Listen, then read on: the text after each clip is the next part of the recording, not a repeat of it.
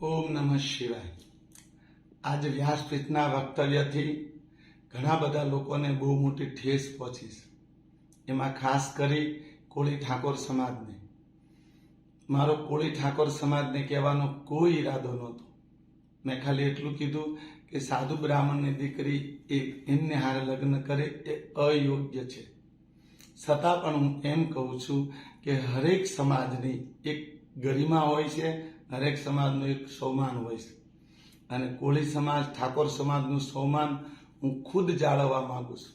મારા હૃદયમાં એ સમાજ માટે કોઈ દિવસ ક્યારેય કડવાશ નહોતી, અને મેં ક્યારેય સમાજને નીચો નથી માન્યો, કારણ કે એ સમાજને હારે હું મોટો થયો છું। એ સમાજ મારો પાડોશી છે, એ સમાજની સાથે હું રમી ભમીને જીવો છું। છતાં પણ કોળી ઠાકોર સમાજને અમારું વક્તવ્ય કડવું લાગ્યું છે, એટલા માટે કે એ મારા વક્તવ્યમાં હજારો મા બાપની